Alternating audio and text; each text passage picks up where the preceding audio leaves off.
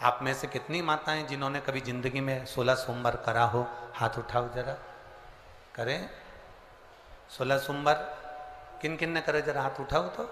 हाँ दिख गए, ठीक है, ठीक है। और जितने लोग आस्था चैनल पर सुन रहे हैं, जितने लोग फेसबुक यूट्यूब पर कथा सुन रहे हैं, जितने लोग इस पवित्र भूमि पर छिंदवाड़ा की पावन शिव महापुराण की कथा श्रवण कर रहे हैं, हम आपसे पूछना चाहें, आपने 16 सोमवार का व्रत करा, 16 सोमवार का उद्यापन करा, 16 सोमवार का नियम लिया, 16 सोमवार की पोथी पढ़ी, 16 सोमवार की कथा पढ़ी, 16 सोमवार पे चूरमा बनाया, किसी ने 3-3 बार व्रत करा, किसी ने बेलपत्री का करा, किसी ने चूरमे का करा, किसी ने मिश्री का करा। बोलो सही है? करा लोगों ने। पर जितने लोग आस्था चैनल पर कथा सुन रहे हैं और जितने लोग इस फेसबुक यूट्यूब पर कथा सुन रहे हैं और जितने छिंदवाड़ा की पवित्र भूमि पर कथा सुन रहे हैं, हम इनसे पूछना चाहते हैं,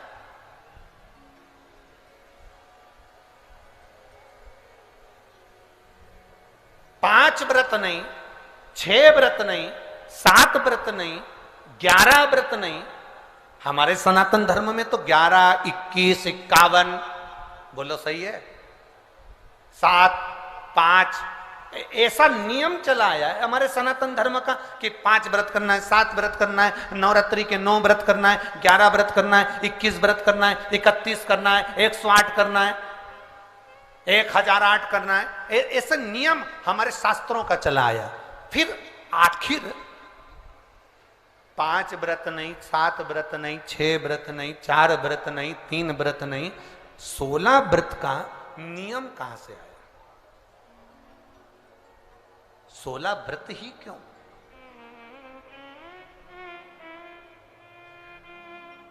15 नहीं, 14 नहीं, 13 नहीं, 12 नहीं, 11 नहीं, कितने? 16। ये 16 व्रत का नियम कैसे? ये कहां से आ गया 16 व्रत का नियम?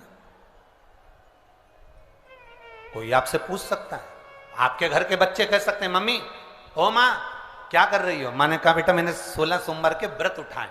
16 सोमवार के व्रत उठाए? हाँ। क्या करती है उसमें? बेटा शाम के समय जब तीसरा पहर होता है, प्रदोष काल होता है, प्रदोष का जो समय होता है, शाम का जो समय होता है, उस शाम के समय पर हम 16 सोमवार का पूजन करते हैं। शिव जी का शिवलिंग का निर्माण करना या शंकर भगवान का शिवलिंग घर में उसकी पूजन अर्चना करना, उसका निर्माण करना और पूजन करके जो भी चीज से हमने सोमवार करे हैं, जो 16 सोमवार के प्रथम सोमवार में चूरमे से करो, चाहे तुम बेलपत्री से करो, चाहे तुम मिश्री से करो, जिससे तुम पहला व्रत करोगे, 16 की 16 व्रत उसी चीज से होंगे, उसी प्रसाद से होंगे।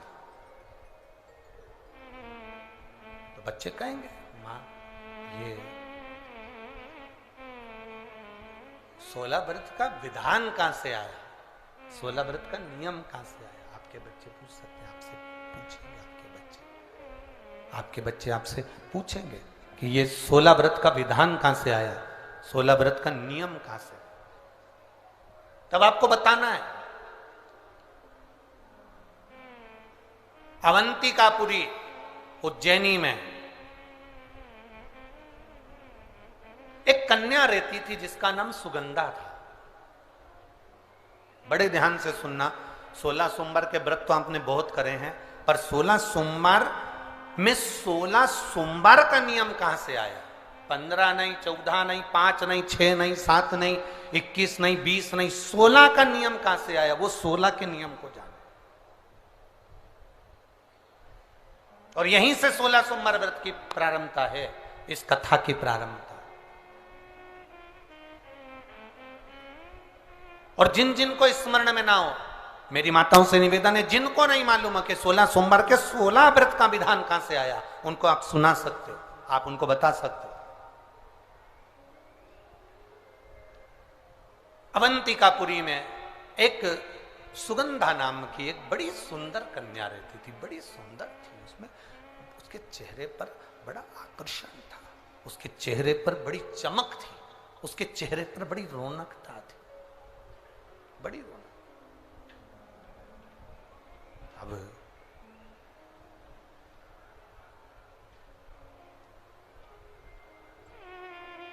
उसकी माता सुगंधा की जो मां थी, सुगंधा जो कन्या थी, उसकी जो माता थी जिसका नाम रेणुका था, वो रेणुका एक काम बड़ा विचित्र करती थी।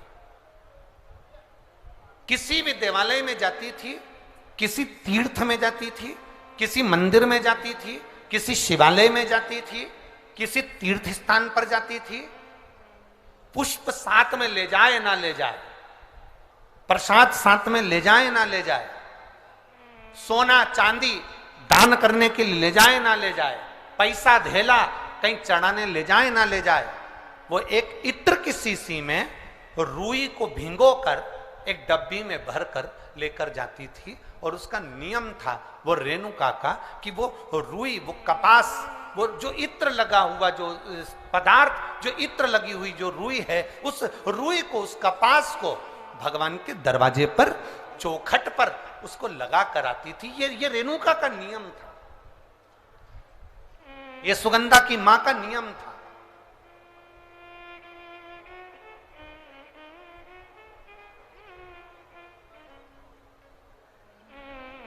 एक नियम हमारी जिंदगी में हम जो लेते हैं, वो नियम हमारे लिए सिद्धता देता है। आप में से कई माताएं ऐसी बैठी होंगी जिन्होंने नियम लिया होगा कि मैं शिव जी के मंदिर में जब भी जाऊंगी, मैं देवाधिदेव महादेव के मंदिर में जब भी जाऊंगी, मैं शंकर भगवान के मंदिर में जब भी पहुंचूंगी तो वहां झाड़ू लगा दूंगी, वहां पोछा लगा दूंगी। बैठी हैं ऐसी माताएं यहाँ पर जो मंदिर में जाकर कभी झाड़ू पोछा लगा देती हो हैं?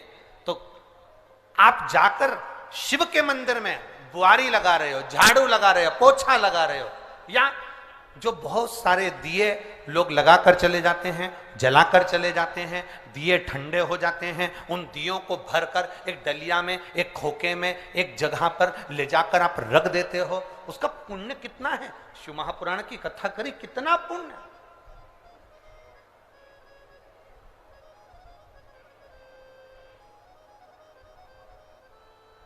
गुरु नानक देव जी ने तो अपने शिष्य वाले से कहा था, गुरु नानक देव जी अपने शिष्य से कहते हैं,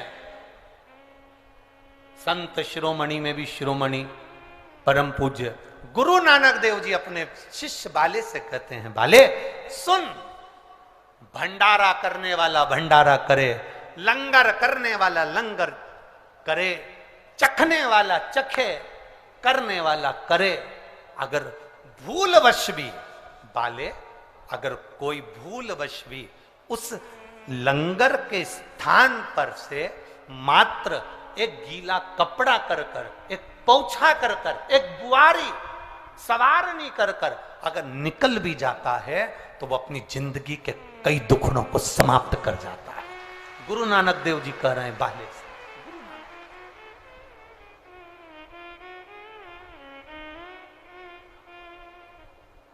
अब शिरोमणि संतों में शिरोमणि गुरु नानक देव जी कहते हैं कि कोई लंगर करे, कोई लंगर चखे, मतलब कोई भंडारा करे और कोई भंडारा खाए, कोई लंगर करे, कोई लंगर चखे।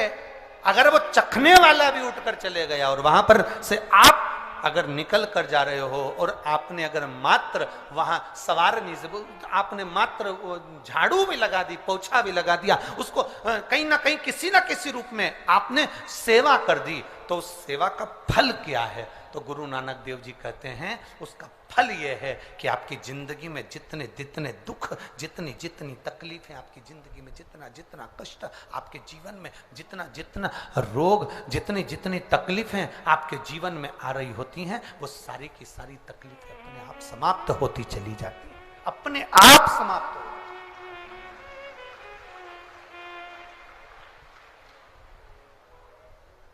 अब रेणुका नियम था, एक इत्र की शीशी में से इत्र निकाल लेती थी, उस इत्र को रेणुका वो भगवान की जो चौखट थी, भगवान का जो द्वार था, भगवान की जो दरवाजा था, भगवान का जो द्वार था, भगवान की जो चौखट थी, उस चौखट पर उसको लगा देते। रेणुका, उसका फल क्या मिला?